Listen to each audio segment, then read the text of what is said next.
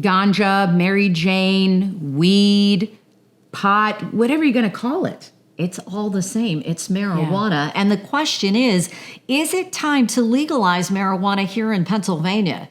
And this is Chick2Chick.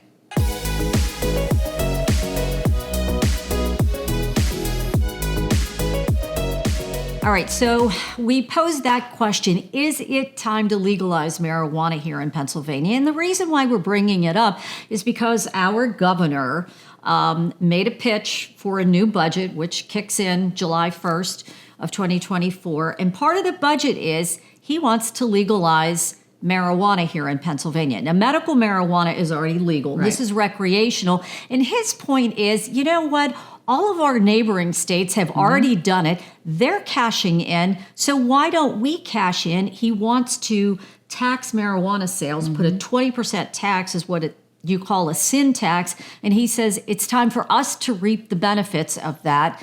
And he wants it legalized by July of this year and a program up and running by January of next year. And really, we've been talking about this for a while. We started our first year of our 5 years of a podcast talking about this. Today, we're bringing on Representative Cheryl Delosier.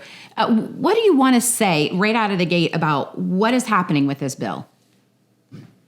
Well, first and foremost, thank you for being, letting me come on and talk about some of these issues, because I think there's a lot of issues around this idea. Throwing it out as a gauntlet by the governor to say, this is what I'd like to get done by July 1st. And that is just not even going to be possible in the sense of regulation and what this has to do and all the nitty-gritty details. But I do believe that when I talk to law enforcement, when I talk to DAs, when I talk to those in the 88th district, I've taken a poll in my district, and majority of people are against recreational marijuana. And so, I vote my district, and so that's where I'm coming down. But I've done a number of research and talking about what it is that and why people feel as strongly as they do on the issue. And people feel very strongly both ways, to be fair.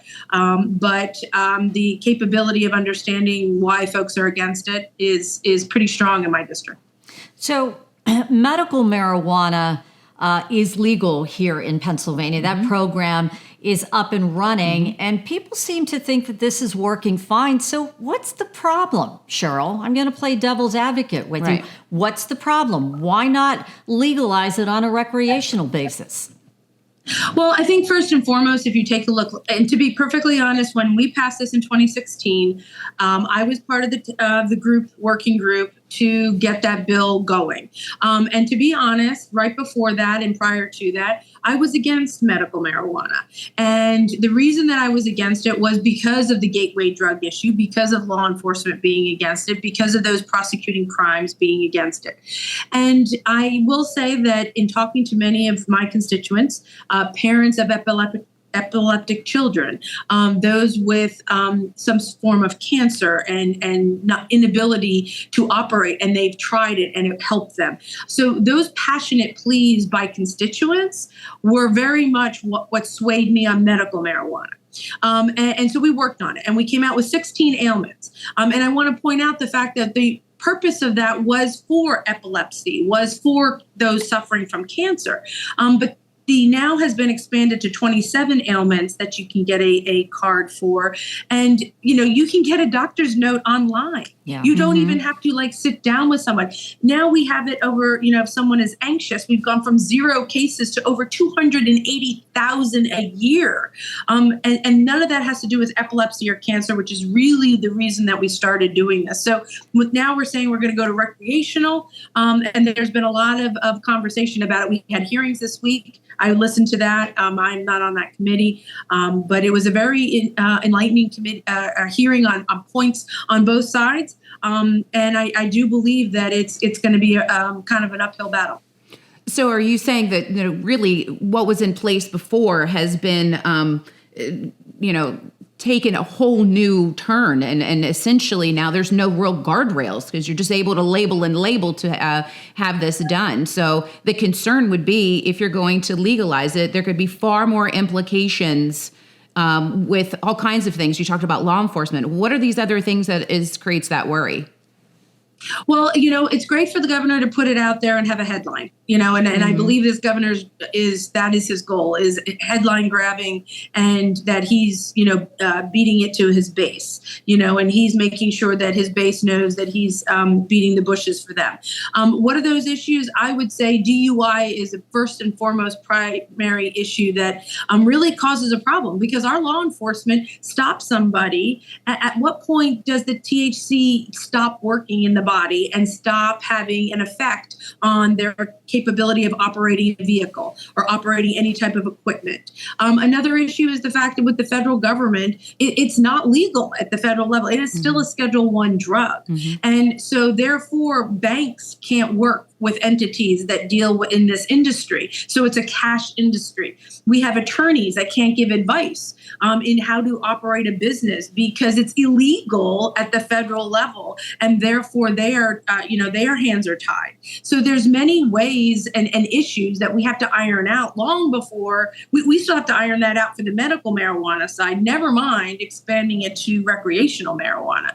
So when we then open the doors, and one of the issues that came out in the hearing as well was from Colorado. And there have been some significant issues in Colorado to be able to recognize the fact that the impact has been freewheeling marijuana pot, whatever you want to call it, and there is no guardrails. And I think, in Pennsylvania, I think we need to be very careful and learn from their errors and learn from their mistakes and learn from what walls they're running up against, if they're honest about it, and figure out a way, if this is the route that people want to go in Pennsylvania, we got to figure out how to do it the right way. You brought up a couple of interesting points. The Colorado issue, I had a few friends who were out in Denver, and they just said that the crime is horrific and that people are walking around high and stoned, and the crime has gone through the roof. The other thing that you brought up is, it seems like everything's a headline these days. Yeah. You see the headline, right? Vote grab. Yeah. So the governor wants to legalize marijuana. Click. Yep. People don't read the articles. They don't read and get into the details. They don't understand the nitty gritty of it, that things take a lot of time to get implemented, to become legal. And I just, as Carrie said, I feel like a lot of things that are going on are just a vote grab. Like, oh, well, I want to vote for him because he wants to legalize. What's the meat and potatoes behind this for people to understand things don't happen that quickly? We don't cross the street that quickly in Pennsylvania. It's April. You guys have to have a budget in place by July. Is this even possible to do? I don't believe it is, Flora, to be perfectly honest, because the bottom line with this issue is there are so many details and so many issues that have to be ironed out. It's great, as we said, to have that headline. And we kind of laughed that the governor sends out, 5 press releases a day in my email, that I receive. So the capability of grabbing that headline is one thing.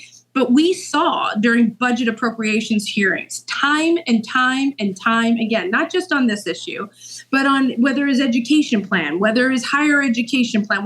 They asked the higher education, directors and the chancellor and all of the professionals in that industry, what are the details? They have none. And like you said, are we going to get this done by July 1? No, we're not going to. There's no way. There's no way. It's just right around the corner. Even when we were doing the medical. No way. It's just not going to happen. It's not happening. Well, one of the things that's in this too is the $15 million in the first year, if this were, to go through. And they're talking about the restorative justice initiatives. Can you talk about that? Again, these are things that people don't understand that are kind of hidden and going on with all this. They plan on, when this passes, for those that support it, they're going to go back and clean, and everybody who's been ever charged with any marijuana charge whatsoever, they're going to expunge that record. Okay. Well, I would turn around and say, well, number one, we just passed a clean slate with low-level drug crimes. The individuals that deserve that second chance are not violent individuals, are not people that have long records that deserve this restorative justice as a blanket across the entire record that they may have. We have things in place already, like clean slate. If they are eligible for clean slate, they will be clean slated, and that is absolutely their record. And it will include low-level drug crimes like a marijuana charge. Mm-hmm. We're not talking cocaine or anything else or any of the fentanyl or any of that that's happening out there. So it's already in place for those that are eligible. So I take, kind of a step back when someone says, oh, we're going to go through all the records. We've got the fair way of going about it with clean slate. We don't need to wipe records clean of individuals that are out there selling at high level amounts, drug trafficking for all intents and purposes, right. But just because it had marijuana attached to it that they get a free ride. Good point. Okay, so I'm going to play the devil's advocate with you. The governor said, hey, we've got all these neighboring states who've legalized marijuana. They're cashing in. Why shouldn't we? The same thing happened with casinos. New Jersey was cashing in with all of those casinos. Now we've opened up our own casinos. The money's staying here in Pennsylvania. Shouldn't the money stay here in Pennsylvania? People are smoking weed. We know that. They're going out of state to buy it, or they're getting it wherever. Shouldn't we just legalize it so we can cash in like we did with the casinos?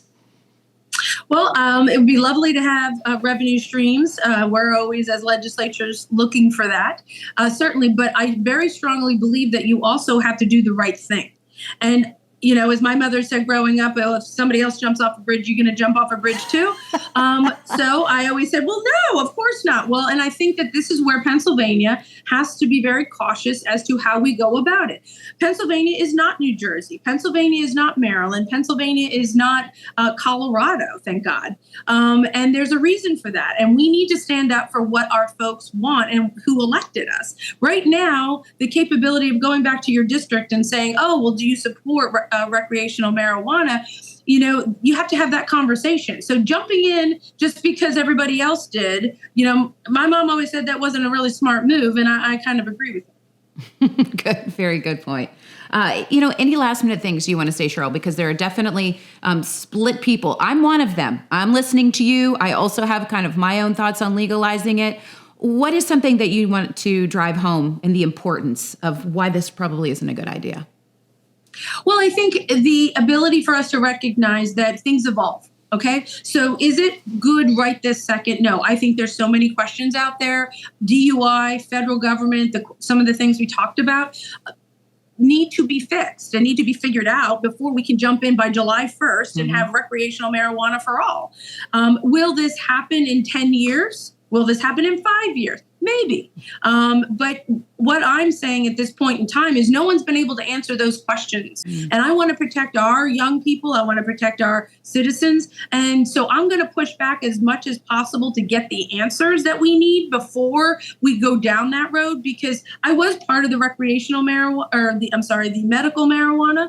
And, there are some things I regret, because I feel like some of those guardrails that we put into place have been knocked down. And so I'm learning from that experience and kind of being very cautious about the recreational marijuana and going down that same pathway. So I do believe that there are some good things out there. Will it ever happen? I can't say never, especially with public policy and all of the things that happen. But I do believe we need to be cautious and listen to our law enforcement.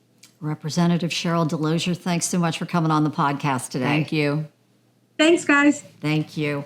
She brings up so many valid points. She does. Ultimately, the devil is in the details. You need the details. You need to know how this is going to play out. Yeah. But again, I think we get so caught up. We see a headline, the governor's going to legalize marijuana. You think it's going to happen.